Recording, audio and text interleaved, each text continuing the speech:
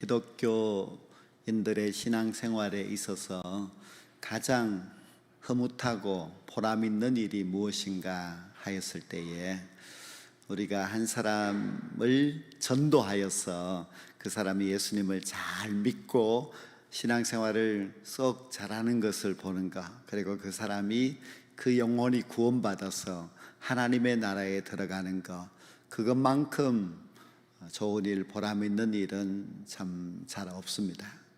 그런데 우리가 기독교인으로서 신앙생활을 할 때에 가장 신앙에서 힘든 일이 무엇인가 하고 묻는다면은 전도하는 일입니다. 전도는 참 어렵습니다. 우리가 교사는 10년 또 20년 또 할 수 있고, 또 찬양대도 10년 20년 할 수 있고, 뭐 주방 봉사도 오랫동안 할 수 있지요. 어떤 분들은 또 봉사도 뭐 주일에 몇 가지씩 하기도 하고 이렇게 합니다. 그것을 열심히 할 수 있고 계속해서 할 수 있고 이렇게 합니다만은, 우리가 10년이 지나고 20년이 지나고 하여도 한 사람을 전도하여서 그 전도의 열매를 맺는다고 하는 것은 참 힘이 든 것이 사실입니다. 근데 왜 하나님께서 가장 기뻐하시고 우리의 신앙생활에서 가장 큰 보람이 있는 그 전도가 왜 이렇게 다른 어떤 봉사보다도 더 힘이 드는가 하는 것을 생각해 보아야만 합니다. 전도는 분명히 영혼을 구원하는 일이고, 지옥으로 갈 영혼들을 구원하여서 하나님의 나라로 보내는 정말 고귀한 그런 일인데, 하나님이 기뻐하시는 일이지요. 그러나 그 일을 가장 싫어하는 것은 바로 마귀입니다. 마귀는 자기의 영역 속에 있었던 그 지옥 갈 영혼을 우리가 빼앗아서 전도해서 예수 믿고 하나님의 나라에 가게 하는 것을 가장 싫어합니다. 그래서 전도는 영적 전쟁입니다. 마귀의 종이 된 자를 하나님의 자녀로 만드는 일이기 때문에 하나님은 굉장히 기뻐하시고 기다리는 일이 분명하지만, 마귀는 싫어하고 마귀는 안 뺏기려고 그렇게 애쓰는 일이기 때문에 참 영적 전쟁이 얼마나 심한지 모릅니다. 우리가 전도하여서 그 한 사람이 예수 믿고 아름다운 신앙인으로 잘 자라서 하나님의 백성 천국에 들어가는 것을 보면은 그만큼 참 기쁜 일이 없습니다. 그래서 우리는 이 영적 전쟁을 잘해야 되고 또 열심히 해야 되고, 우리는 이 영적 전쟁에서 반드시 이기는 자가 되어야 합니다. 그러기 위해서는 우리가 이 영적 전쟁에서 한 영혼에 대하여서 포기하지 아니하고 그 영혼을 반드시 하나님의 백성으로 만드는 일에 열심과 최선을 다할 수 있어야만 합니다. 오늘 이 성경 말씀을 보면은 천국 잔치가 열렸는데 아무리 전도해도 도무지 전도가 안 되는 사람들이 있습니다. 잔치에 청한 사람들에게 종을 보내어서 이제 곧 잔치가 시작되니 오시오 하고 불렀더니 이들이 일치하게 다 사양을 합니다. 그래서 어떤 사람은 내가 밭을 샀기 때문에 바쁩니다, 나가봐야 됩니다. 어떤 사람은 내가 소를 5개를 샀는데 시험하여 봐야 되기 때문에 갈 수 없습니다. 어떤 사람은 나는 장가 들었기 때문에 지금 곤란합니다 하고 모두가 똑같이 안 된다고, 안 가겠다고 그렇게 사양을 하였습니다. 사람들에게 교회로 오라고 하면은 뭐 얼씨구나 하고 교회에 오면 얼마나 좋겠습니까? 예수를 믿자고 하면은 예, 제가 믿겠습니다 하고 그렇게 쉽게 달려와 주고 믿어주고 하면은 참 고마운 일이고 참 귀한 일이고 좋은 일이겠지요. 그러나 그렇게 잘 되지 않습니다. 특히 요즘 같은 세상에는 사람들이 얼마나 자기 일에, 세상 일에 바쁜지, 아무리 권면하여도 바쁘다고, 시간이 없다고 그렇게 한 번도 교회를 잘 나와주지를 않습니다. 그래서 아무리 천국 잔치, 좋은 잔치가 열렸다 할지라도 그 좋은 천국 잔치에 우리가 한 생명을 인도하여서 온다고 하는 거 정말 쉽지 않고, 그리고 그 사람을 예수 믿게 해서 구원의 백성을 만든다고 하는 것도 결코 쉬운 일이 아닙니다. 오늘 이 말씀 보면 종이 이제 돌아와서 주인에게 보고를 했습니다. 초청을 다 거절했습니다. 오지 않겠다고 합니다. 했을 때에 그 주인이 화가 났습니다. 그래서 그 종에게 이렇게 이야기를 합니다. 빨리 시내의 거리와 골목으로 나가서 가난한 자들과 몸 불편한 자들과 맹인들과 저는 자들을 데려오라 하시고는 또 종들에게 길과 산 울타리가로 나가서 사람을 강권하여 데려다가 내 집을 채우라고 했습니다. 여기서 보면은 주인의 마음이 아주 분명하게 그렇게 드러납니다. 주인은 그 잔치에 사람들이 많이 가득 오기를 원하고 계십니다. 이 주인은 뭐 오면 오고 말면 말고 이렇게 하고 그냥 대충 넘어가려고 하시는 분이 아니고 반드시 그 잔치 자리를 가득 채우려고 하고 있습니다. 성경에 보면은 예수님께서 왜 빨리 재림을 안 하시는가? 그것은 모든 사람들이 다 구원받기를 하나님께서 원하시기 때문이라고 했습니다. 그래서 아직도 예수님이 오시지 않는 이유는 우리를 보고 빨리 전도해서 한 명이라도 더 전도해서 구원받게 해야 한다. 지금은 기회이기 때문에 이 기회를 줄 테니 열심히 전도하라는 그런 뜻이 있습니다. 하나님 아버지의 마음, 여기 성경에 나오는 주인의 마음은 똑같은 마음인데요, 모든 사람들이 다 와서 이 전국 잔치에 참여하기를 원하고 계십니다. 근데 우리는 이 말씀에서 누구인가 하면은 초대받은 사람이기보다는 초대받은 사람들을 데리고 와서 잔치 자리에 참여시켜야 하는 종들이라고 할 수가 있습니다. 즉 우리의 사명은 그저 가만히 앉아서 구경하는 것이 아니라 열심히 나가서 믿지 않는 자들을 데리고 와서 예수 믿게 하고 이 빈자리를 가득 채워야 하는 그런 전도자의 사명을 가진 사람들이라 할 수 있습니다. 그래서 우리는 누구든지 데리고 와야 하는데요, 어떻게 데려와야 하느냐 하면 주님은 강권하여서라도 내 집을 채우라고 하셨습니다. 이렇게까지 우리가 주님이 말씀하시는데도 불구하고 우리는 강권하는 것조차도 하지 않을 뿐만 아니라 전도에 대해서 너무 관심이 없는 것이 사실입니다. 믿으려면 믿고 말리면 마세요 하는 그런 마음을 가져서는 안 됩니다. 특히 우리가 내 사랑하는 가족에 대하여서 안타까운 마음을 가져야 됩니다. 여기에 집주인은 안타까운 마음을 가지고 있습니다.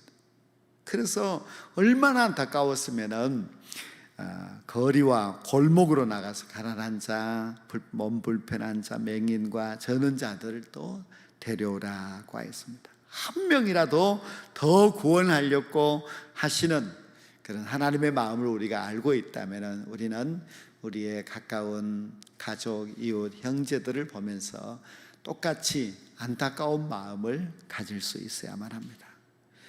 정말 주인은 얼마나 안타깝고 간절했는지 시내 거리로만 가지 말고 저 골목으로도 가라고 하였고, 또 산 울타리 가로 가서 사람을 강권하여 데려오라고 했습니다. 여기서 이제 시내 거리는 물론 이제 부자들이나 지위가 높은 그런 사람들이 다니는 길이지만은 골목으로 다니는 사람들은 누군가 하면은 아주 빈민들입니다. 너무 가난하게 살아가는 그런 사람들이고요. 그리고 여기 또 보면은 길과 산울타리 가로 하는 산울타리 가에 사는 사람, 그 길로 다니는 사람들은 유대인이 아니라 이방인들입니다. 그래서 예수님의 이 말씀은 너희들이 이제 전도할 때에 뭐 큰 길에서 부자, 지위가 있는 그런 사람들만이 아니라 저 골목으로 들어가서 그 골목에 다니고 살아가고 있는 그런 어려운 가난한 사람들, 그들도 또 저 산울타리가 유대인들이 아닌 그 넘어서 있는 이방인들도 빨리빨리 전도해서 주님께로 이 천국 잔치에 참여하도록 해야 한다고 했습니다.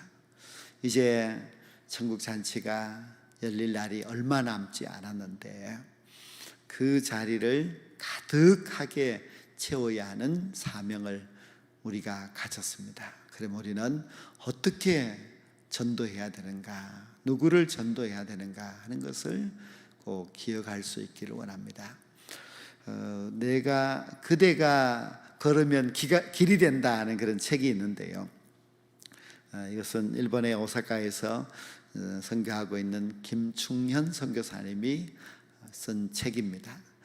이 김충현 선교사님은 그 책에 보면은 이제 어떤 사람인가 하면은 목회자의 자녀로 태어났습니다. 아버지 목사님은 얼마나 힘들게 가난하게 그렇게 목회를 하여서 자녀들이 다 아버지를 보면서 참 많은 상처와 아픔을 가지고 자랐습니다. 그런데 이 김충현 이 사람도 이제 기도원에 가서 집회하는 동안에 은혜를 받고 하나님이 나를 부르시는 곳이라면 내가 어디든지 가겠습니다 해서 결국 이제 전도사의 길을 가게 되었습니다. 그리고 10년 후에 일본 선교사로 파송을 받아서 일본 오사카로 갔습니다. 갈 때에 자기가 가지고 있는 모든 그 재산을 다 정리해서 4천만 원을 가지고, 지금부터 한 30년 전이니까 오래 전이죠. 그리고 가지고 이제 오사카로 가서 자유롭게 좀 찬송도 부르고 예배를 드릴 수 있는 공간을 마련하기 위하여서 이제 한 공간을 그렇게 전세로 얻었습니다. 그리고 거기서 이제 예배 드리려고 그렇게 하고 하는데요. 그런데 그 교회에 나오는 집사님 한 사람이 이 목사님을 모함하고 교인들을 선동하여서 목사님을 쫓아내버리고 말았습니다. 4천만 원을 해가서 그 집도 구하고 다 예배당으로 잘 했는데 그만 아무것도 가지지 못하고 쫓겨나고 말았습니다. 그때 이 김충현 선교사님이 얼마나 큰 상처를 받았는지 모릅니다. 믿었던 사람에게 배신을 당하였고 이제는 하나도 돈이 없어서 정말 살아갈 길이 막막했습니다. 그래서 사람을 절대로 믿으면 안 되겠구나 하는 그런 불신감과, 그리고 날마다 경제적인 어려움에 고통을 겪으면서 내가 살아서 뭐 하겠는가, 죽고 싶은 마음만 간절했습니다. 그러나 이제 5일 동안 금식기도 하면서 이제 하나님의 음성을 듣게 됩니다. 그래서 다시 용기를 내어서 이제 아무것도 없으니까 노숙자, 일일 근로자 이런 사람들에게 가서 전도를 했습니다. 그 사람들도 아무것도 없고 이 선교사님도 아무것도 없고, 그래서 같이 위로하고 같이 있으면 먹고 없으면 굶고 하는 그런 생활을 하게 되었습니다. 그런데 그렇게 일본에 가서 일본인 그 노숙자들, 그런 사람 대상으로 해서 사랑을 보여줌으로 인하여서 점점 10명, 50명, 100명, 나중에 300명이나 되는 사람이 몰려들었습니다. 다 세상에서 버림받은 그런 외로운 사람들이었는데요, 그들이 선교사님을 믿고 그렇게 몰려와서 같이 예배를 드리고 하죠. 뭐 예배당도 없고 이제는 노숙인들이고 하니까 그냥 야외에서 그렇게 예배를 드리고 그렇게 했습니다. 그런데 가만히 보니까 그래도 이 노숙자들에게 집을 마련해 줘야 되겠다 해서 노숙인들의 그런 쉼터를, 집을 짓기 위해서 이제 노력하는데, 일본에서 그런 집을 짓는다고 하는 것은 이거는 참 너무너무 불가능한 그런 일이었습니다. 그러나 참 허름하게죠. 그래도 막 집을 지렸고 애를 쓰고 노력하는 가운데 이제 한 사건이 있었습니다. 그것은 일본인인데 하라 가조라고 하는 사람이, 이 사람은 이제 20대 초반의 교통사고로 이 말도 하지 못하고 그리고 듣지도 못하고 하는 그런 장애인이 되었습니다. 그래서 이 사람이 장애인이 되어서 그렇게 20대 초반부터 60평생을 그렇게 살아가면서 정말 외롭게 살았는데, 그렇게 살다가 죽으면서 이 사람이 자기의 전 재산 2억 5천만 원을 이 노숙자 쉼터 집을 짓고 하는 데에다가 헌금을 하였습니다. 그리고 유서를 이제 써서 주었는데, 그 유서 내용이 이제 긴데 이런 내용입니다. 저는 저를 낳아준 어머니 아버지가 누구인지도 모릅니다. 평생 장애인으로 외롭게 살았고 누구의 사랑도 받지 못했습니다. 평생 고독과 장애로 고통받으며 살았지만 아무도 제 곁에 다가온 사람이 없었습니다. 그런데 어느 날 하나님께서 저를 찾아와 주시고 아버지 없는 나에게 친아버지가 되어 주셨습니다. 그리고 하나님 아버지는 나를 악인의 길을 걷지 않고 주님 안에 살도록 해주셨습니다. 주님의 은혜에 너무나 감사합니다. 나는 평생 손톱이 다 닳도록 일해서 모은 이 돈을 이 세상에서 사랑을 받지 못한 채 살아가는 저와 같이 외롭게 사는 사람을 돕는 데 써주세요 하고 이 유서와 함께 알려지면서 많은 분들이 이제 후원해주고 해서 이제 이 교회, 단위와 교회라는 교회가 세워지게 되었고, 그리고 그 노숙자 사역들을 더 왕성하게 그렇게 할 수가 있었습니다. 일본 사회에서 그렇게 잘 사는 나라지만은 세상에서 가정에서 다 버림받아서 갈 곳 없이 외롭게 살아가는 그 노숙자들을 전도해서 이 사람들이 이 땅에서는 비록 고통받고 살아가고 있지만은 그러나 하나님의 나라의 영원한 천국에서는 잘 살도록 하는 그 일을 김충현 선교사님이 너무너무 열심히 잘 하고 있습니다. 우리 주변에도 가만히 보면은 참 불행과 고통 가운데 살아가는 불쌍한 사람들이 참 많습니다. 그들의 이 땅에서 살아가는 삶이 참 지옥과 같은 그런 삶이라 그렇게 말들도 하지요. 너무 외롭고 너무 가난하고 또 병든 몸으로 하루하루를 살아가야 하고 아무것도 없이 외로운 그런 참 족방에서 더운 날 땀 흘려가면서 그렇게 살아가는 사람들 참 많습니다. 근데 예수님은 누구를 전도했는가? 가만히 보면은 예수님은 정말 이런 외롭고 버려지고 병들고 가난한 사람들을 예수님께서 전도하셨습니다. 그리고 우리는 예수님의 본을 본받아서 지금까지 정말 그렇게 어렵고 힘든 사람들을 참 많이 전도했습니다.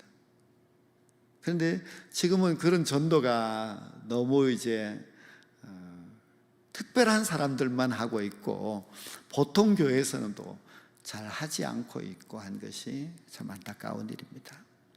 주님은 골목으로 가라는 자들과 몸 불편한 자들과 맹인들과 저는 자들을 데려오라 그렇게 말씀하십니다.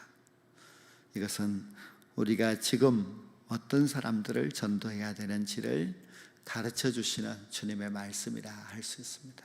이들은 이 땅에서 외롭게 살아가고 이 땅에서 너무 고통받으며 살아갑니다. 이렇게 고통스럽게 살아가던 사람들이 예수님을 믿지 아니하고 죽어서 영원한 고통 지옥에 떨어진다고 생각하면 너무 마음이 아프죠.